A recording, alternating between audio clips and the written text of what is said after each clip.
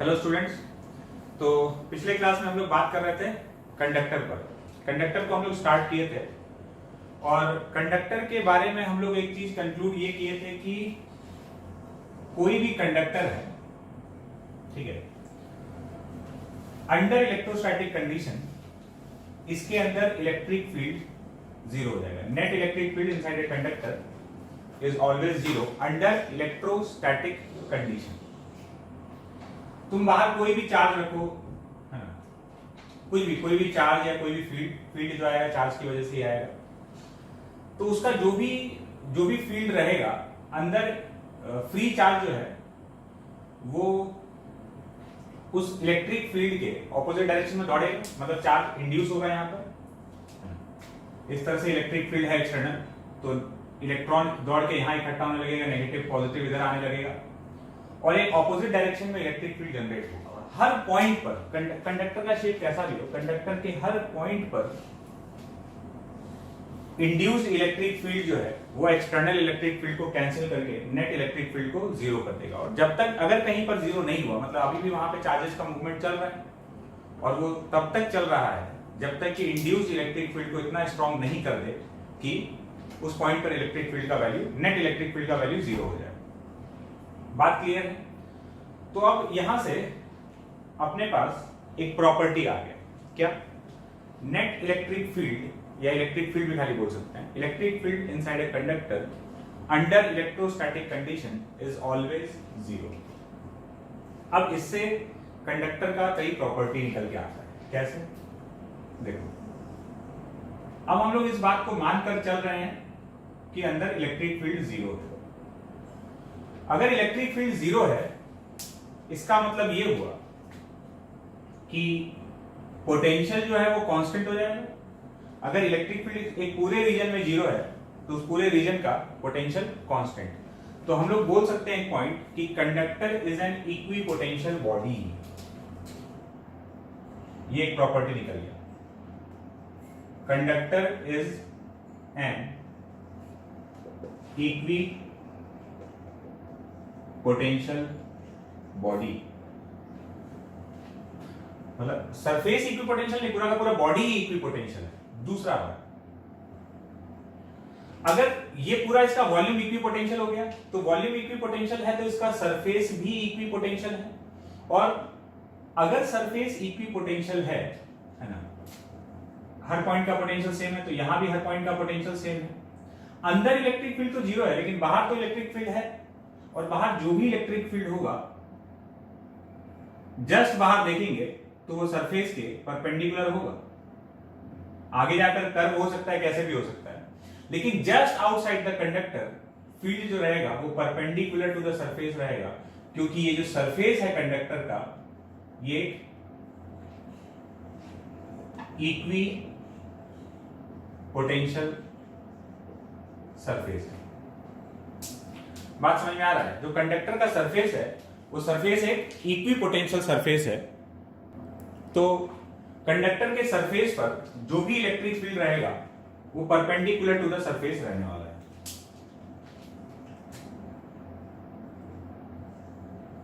Surface electric field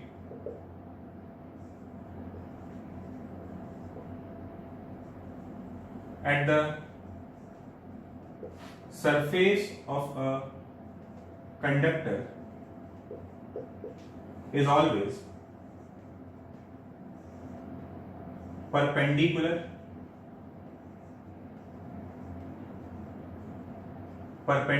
to the surface,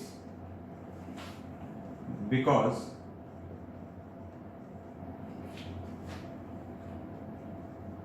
that surface is an equipotential surface. Conductor is an equipotential body. Electric field at the surface of a conductor is always perpendicular to the surface because that surface is an equipotential surface. तो conductor का जो surface दिख रहा है बाहर वाला वो एक इक्विपोटेंशियल सरफेस है, तो वहां जो भी इलेक्ट्रिक फील्ड होगा वो सरफेस के जस्ट परपेंडिकुलर है।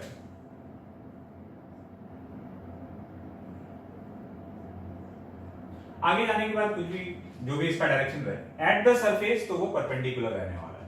तो ये जो दो बात है, ये दो बात कहां से आया? ये दो बात सिर्फ एक कंक्लूजन से आया है, और वो ये है कि भाई कंडक्टर के अंदर इलेक्ट्रिक फील्ड जीरो होता है। और ये बात, ये दो नया प्रॉपर्टी इजाद कर दिया, दो नया प्रॉपर्टी लेके आ गए।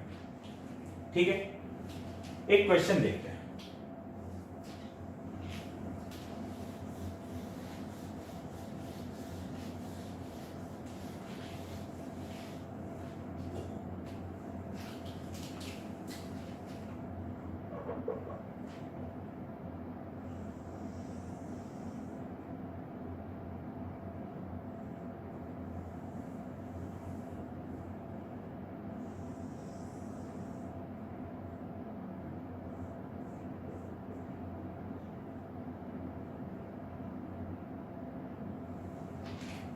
ये न्यूट्रल कंडक्टिंग स्फीयर है।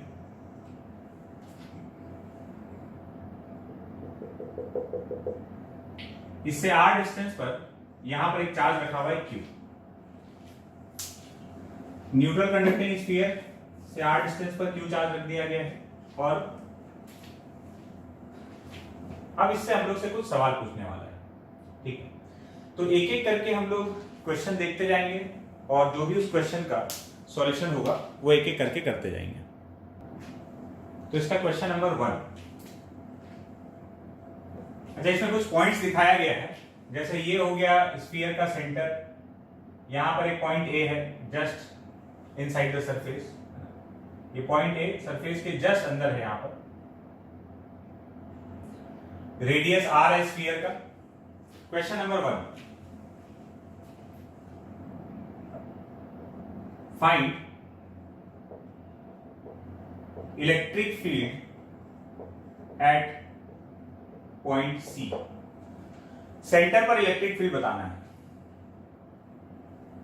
तो अपना आंसर है electric field at the centre is 0। क्यों? किसी भी पॉइंट पर 0, कंडक्टर के अंदर का पॉइंट है, कुछ भी होगा, इलेक्ट्रिक फील्ड किसी भी पॉइंट पे ले लेंगे 0। अच्छा, यहां हुआ क्या होगा? देखो, यहां पर ये जो Q चार्ज रखे हो, ये प्लस पॉजिटिव चार्ज है, तो इसके पास में यहां पर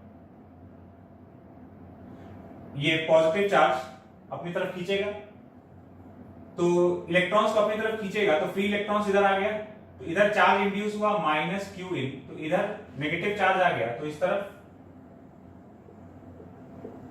पॉजिटिव चार्ज आ गया। और जितना उधर नेगेटिव इंड्यूस होगा उतना ही इधर पॉजिटिव इंड्यूस होगा, क्योंकि ओवरऑल जो स्फीयर है वो तो न्यूट्रल है ना। तो इस तरह से कुछ नेगेटिव और इधर पॉजिटिव चार्ज आ गया होगा। ये पॉजिटिव चार्ज अपनी तरफ खींच रहा होगा पॉजिटिव नेगेटिव चार्ज को, तो फ्री इलेक्ट्रॉन से मूव कर सकता है। तो ये पॉजिटिव के पास में यहाँ नेगेटिव इंड्यूस हो गया, और इधर नेगेटिव आ गया तो उस साइड में पॉजिटिव। तो ऐसा कुछ हो चुका होगा। तो अंदर जो पॉइंट C है, यहां फील्ड 0 कैसे हुआ? इसका कुछ फील्ड था यहां पर, ठीक है, और ये जो इंड्यूस चार्जेस है ये भी मिलाकर कुछ फील्ड दिया, और नेट फील्ड इंड्यूस चार्जेस आया ही इस तरह से है कि वो टोटल फील्ड को क्या कर दे? 0 कर दे। सवाल number 2, find electric field at C due to induced charges. Electric field at C due to induced charges. Solution, induced charges की वजह से जो यहां फील्ड होगा, बहुत सीधा सा बात है। देखो, हम लोग को ये पता नहीं है कि इस चार्ज का अमाउंट कितना है, ये माइनस Q एक्चुअली में है कितना। ये पता है कि इतना ही है उतना ही है, लेकिन ये दोनों अमाउंट में कितना है ये नहीं मालूम है, कैसा डिस्ट्रीब्यूशन है ये भी नहीं पता है। कोई फर्क नहीं पड़ता। हम यहां पर जब फील्ड लिखेंगे ना, देखो टोटल फील्ड 0 है, तो जितना इसकी वजह से है equal and opposite induce charges की वजह से है, तभी तो यहां पर नेट फील्ड क्या हो गया? 0। तो electric field at C due to induced charges, C पर जो इंड्यूस्ड चार्जेस का फील्ड है वो कितना है? जितना इसकी वजह से है इक्वल एंड ऑपोजिट, मतलब K Q upon R square. ये तो हो गया मैग्नीट्यूड। और अगर कोई पूछता है कि डायरेक्शन क्या है, तो भाई इस प्लस क्यू की वजह से फील्ड इधर है ना यहाँ पर, तो ये पूरा जो इंड्यूस चार्जेस है इसकी वजह से फील्ड राइट साइड में रहा होगा। हम लोग खाली मैग्नीट्यूड बताना। सवाल नंबर 3, फाइंड, ये पॉइंट ए जो है ये जस्ट इनसाइड द सरफेस है। Find electric field at A due to induced charges. Electric field at A due to induced charges. Point A पर, तो पॉइंट ए पर इलेक्ट्रिक फील्ड तो zero है, electric field at A is zero है ना, लेकिन हमसे क्या पूछा है, ड्यू टू इंड्यूस्ड चार्जेस। तो electric field at A due to induced charges, तो बात वही है कि भाई टोटल यहां पर जीरो है, तो जितना इसकी वजह से है equal and opposite induced charges की वजह से है, क्योंकि टोटल फील्ड यहां पर जीरो होना चाहिए, तो इसकी वजह से जितना भी है ये पूरे इंड्यूस्ड चार्जेस का इक्वल एंड ऑपोजिट हो जाएगा।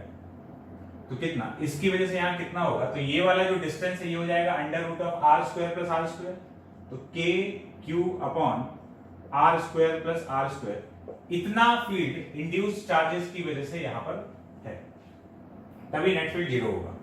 और डायरेक्शन क्या रहेगा, ये प्लस क्यू की वजह से फील्ड देखोगे तो ऐसे रहेगा इस लाइन के अलॉन्ग, तो इंड्यूस्ड चार्जेस का ठीक उसके ऑपोजिट होना चाहिए, मैग्नीट्यूड में सेम, डायरेक्शन में ऑपोजिट। ठीक है, और देखते हैं।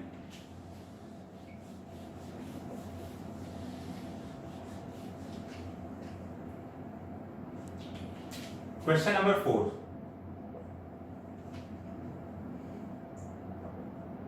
फाइंड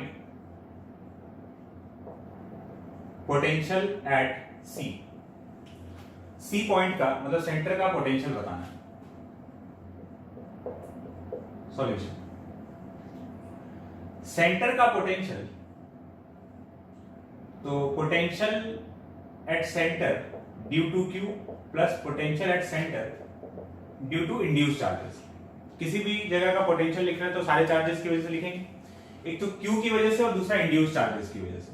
तो भाई क्यू की वजह से यहां से इसका डिस्टेंस है आर, तो एक पॉइंट चार्ज का पोटेंशियल आर डिस्टेंस पर K Q upon R plus induced charges की वजह से यहां का पोटेंशियल। देखो ये जो प्लस क्यू इंड्यूस्ड है ये पता नहीं कितना अमाउंट है, लेकिन जितना भी है ये सब यहां से बराबर डिस्टेंस पर है, कितना आर डिस्टेंस, और ये माइनस क्यू भी यहां से एकदम बराबर बराबर डिस्टेंस पर है।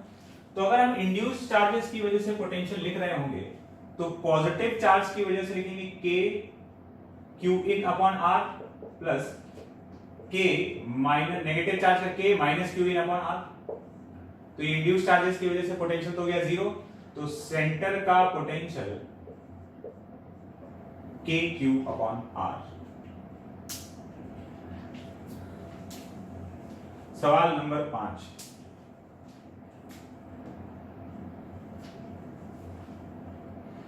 Find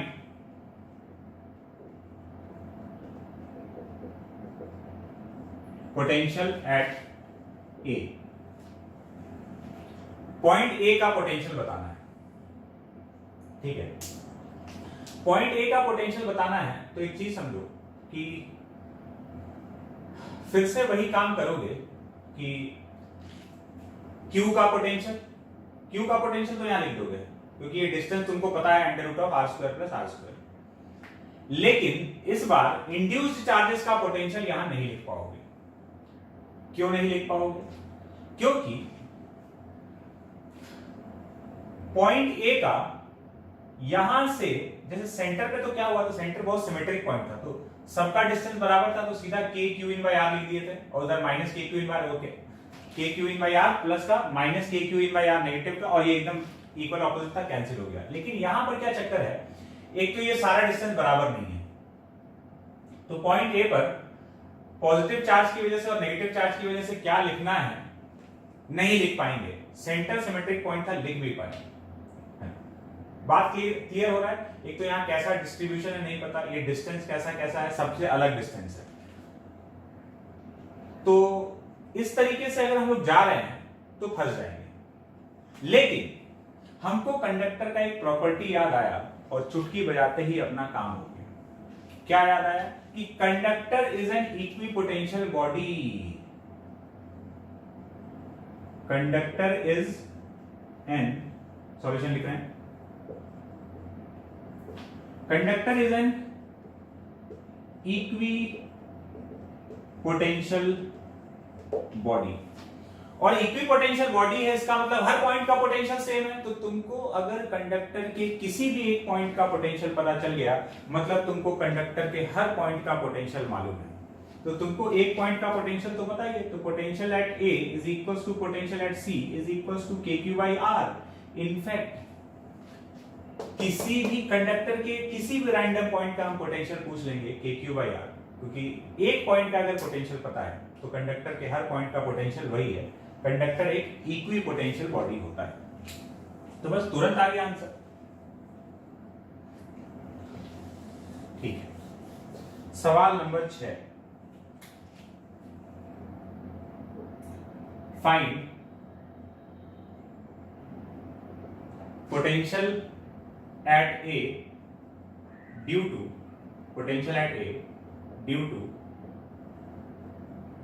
induced charges. Potential at A due to induced charges. So potential at A is potential at A due to Q plus potential at A due to induced charges. ये होगा पॉइंट ए का potential चाहिए induce charges की वजह से। तो A का जो टोटल पोटेंशियल है due to Q plus due to induce charges, ये तो पता ही है, पिछले क्वेश्चन से निकाले थे के क्यू बाई आर। इसका वैल्यू कितना है? क्यू की वजह से वहां का potential K Q upon under root of R square plus R square plus potential at A due to induce charges. तो potential at A due to induced charges is equals to KQ by R minus KQ upon under root of R square plus R square। आगे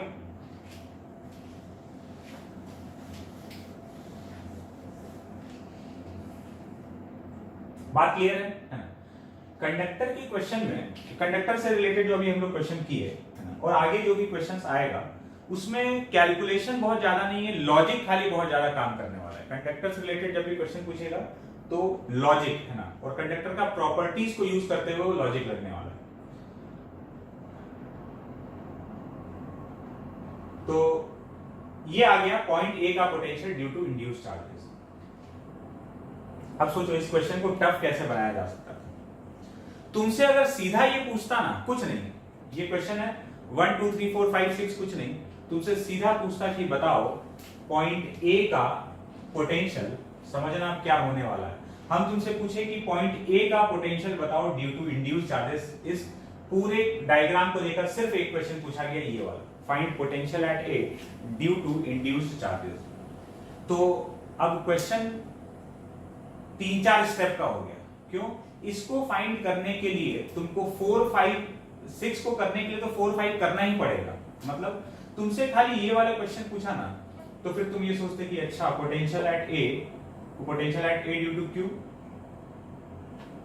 plus potential at A due to induced charges. देखो A पर induced charges की वजह से directly तो लिख ही नहीं सकते थे। हम कैसे सोच रहे हैं, हमको क्वेश्चन नंबर 6 डायरेक्टली दिया हुआ है, 1 से लेकर 5 तक कुछ नहीं पूछा, 6 डायरेक्टली पूछा है। तो हम लोग कैसे सोच रहे हैं कि भाई इसका डायरेक्टली तो ए पे लिखना पॉसिबल ही नहीं, क्योंकि ये पता ही नहीं कितना चार्जेस है। तो पक्का है कि ये इनडायरेक्ट वे में आएगा।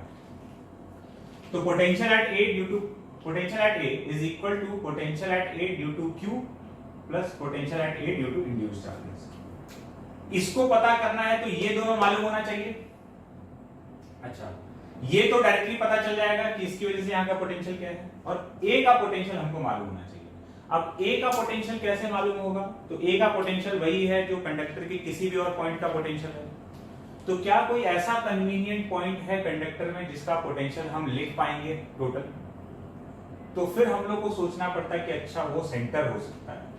क्यों? क्योंकि सेंटर ही एक ऐसा पॉइंट है जहां पर इंड्यूस्ड चार्जेस का पोटेंशियल हम लोग लिख पा रहे हैं और वो किसके बराबर है, 0 के बराबर। तो फिर हम लोग C का पोटेंशियल निकालते और वही C का पोटेंशियल A के पोटेंशियल के बराबर होता। तो ये सारा चीज हमको सोचना पड़ता अगर हमसे डायरेक्टली क्वेश्चन नंबर 6 पूछता तो। ठीक है, अभी तो स्टेप में हम लोग चले तो क्वेश्चन थोड़ा डिफिकल्ट हो जाता। ठीक है, तो स्टेप बाय स्टेप सोचना पड़ता। तो अगर हमको 6 दिया होता तो हम ऐसे सोचते कि अच्छा पहले तो ये बात तो श्योर है कि डायरेक्ट नहीं आ सकता, इन तीनों में से इसको पता करना है तो इन दोनों का वैल्यू मालूम होना चाहिए। इसका वैल्यू तो मालूम है, अब इसका कैसे पता किया जाए, तो इसका पता करने के लिए सेंटर का पोटेंशियल पता किया गया। ठीक है, तो क्लियर है ये क्वेश्चन। चलो एक और क्वेश्चन देखते हैं कंडक्टर।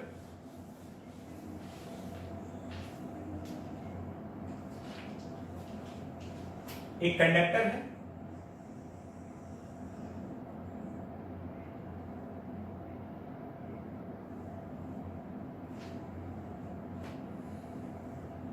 सॉलिड कंडक्टर, इसको कुछ चार्ज दिया गया है Q,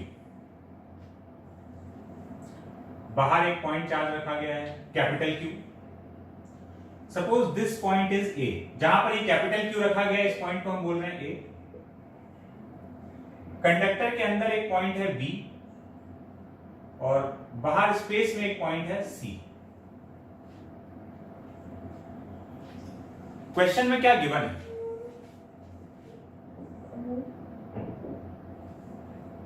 distance between any two given point, any two given points are known. Distance between any two given points are known, मतलब A और तीन पॉइंट गिवन है A B C, तो अगर A से B तक का डिस्टेंस चाहिए तो उस डिस्टेंस को हम लोग AB डिस्टेंस लिख देंगे। कोई पूछेगा ये डिस्टेंस कितना है, तो ये डिस्टेंस AB डिस्टेंस हम लोग मान लेंगे। ये डिस्टेंस कितना है, तो ये डिस्टेंस AC है। तो इस तरीके से ये सारा distance AC AB BC distance अपने को पता है। अब यहां से सवाल चालू होता है। ठीक है, first part, find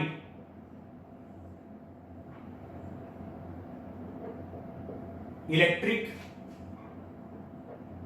field at A. हम लोग इसमें बहुत सारा सवाल करने वाले हैं, छोटा छोटा सा सवाल, छोटा छोटा सा जवाब लॉजिक के साथ में, तो और क्लैरिटी आ जाएगा। Find electric field at point A, नहीं sorry, electric field at point B. ठीक है, अब देखो क्या है कि हम लोग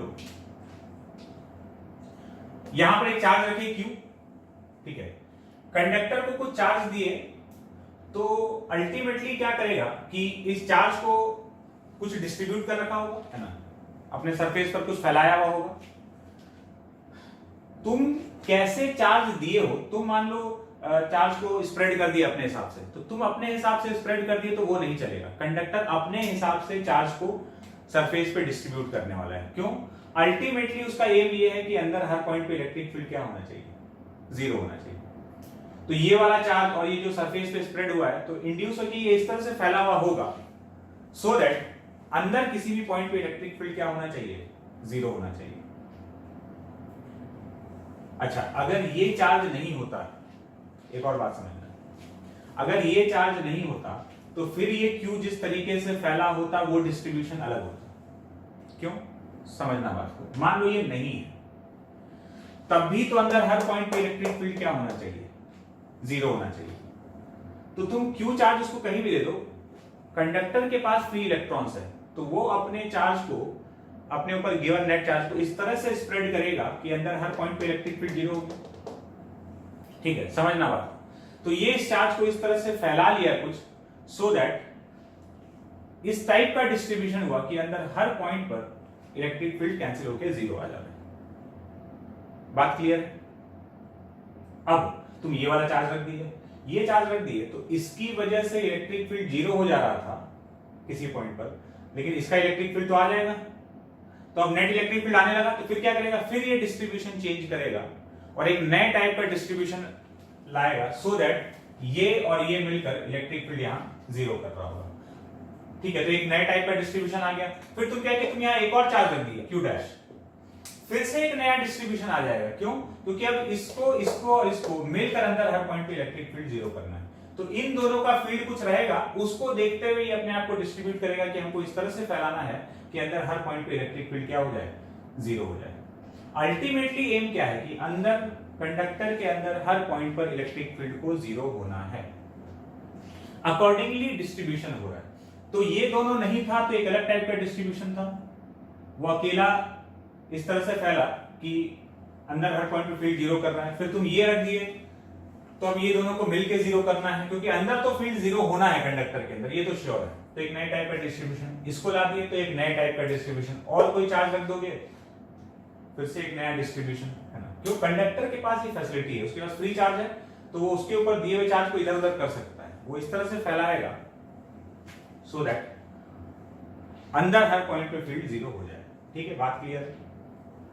तो लौट आते हैं क्वेश्चन पे। Find electric field at B. Electric field at B, answer क्या है? बहुत ही क्लियर सा बात है answer. Electric field at B equal to zero. क्यों? कंडक्टर के अंदर का पॉइंट है, सोचना ही नहीं है। Second, find electric field at B due to charges on the surface, charges on the surface of the conductor.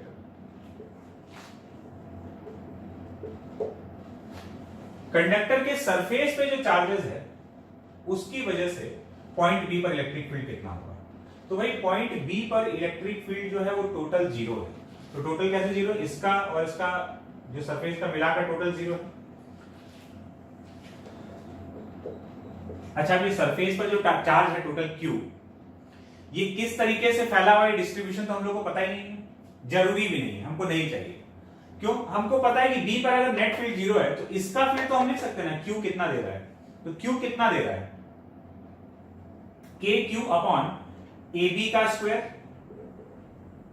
इतना फील्ड इसकी वजह से यहां पर है, तो एग्जैक्टली इतना ही फील्ड जो बाहर वाला चार्ज है, ये सरफेस पे जो चार्ज है, इसकी वजह से एग्जैक्टली इतना फील्ड ऑपोजिट डायरेक्शन में होगा। मैग्नीट्यूड इतना ही है और डायरेक्शन ऑपोजिट है, तो अपना आंसर आ गया K Q upon A B का स्क्वायर। ठीक है, सवाल number 3, find electric field at सी।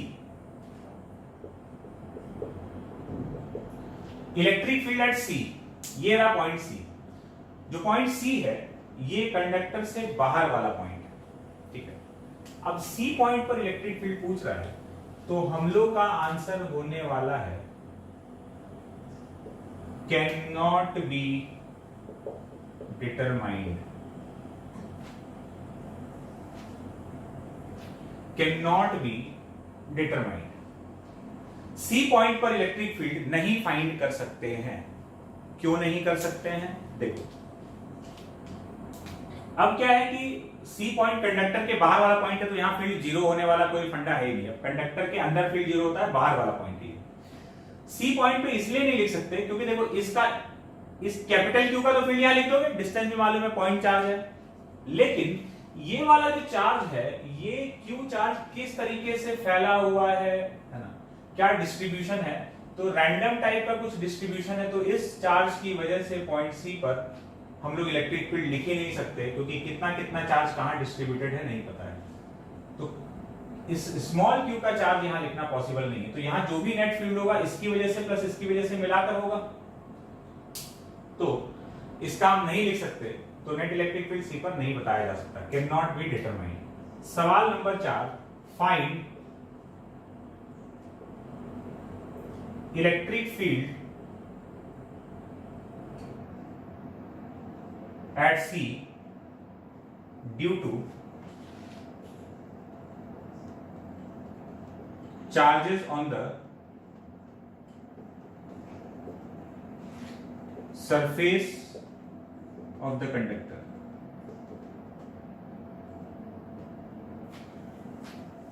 यहां सी पर ये आउटर सरफेस का जो चार्ज है इसकी वजह से कितना फील्ड होगा, तो वही यही तो दिक्कत है, यही तो नहीं बता पा रहे थे, इसलिए तो टोटल फील्ड नहीं बता पा रहे थे। तो इसका आंसर भी क्या होगा,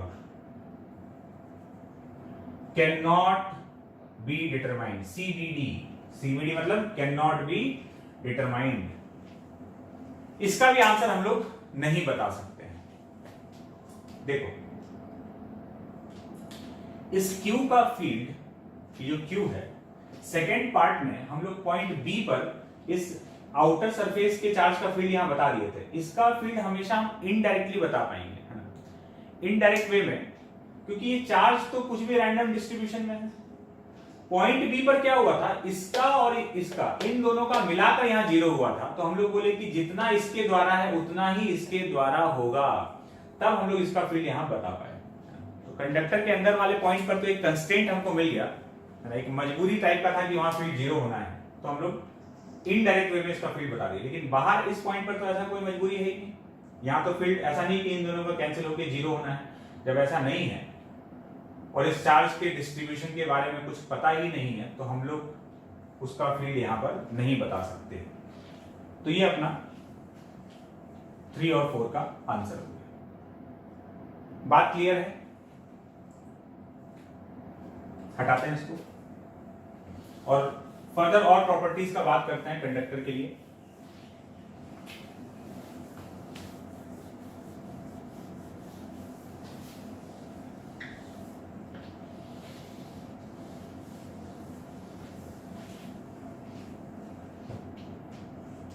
कंडक्टर का एक और प्रॉपर्टी है,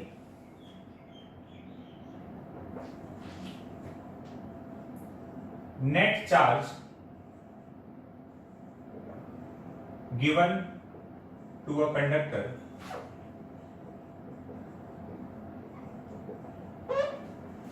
lie on its outer surface।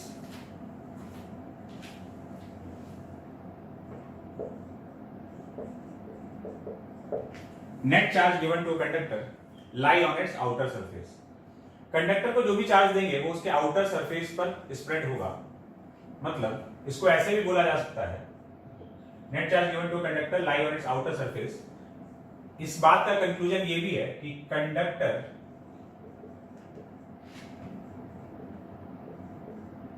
Can नॉट सस्टेन any net charge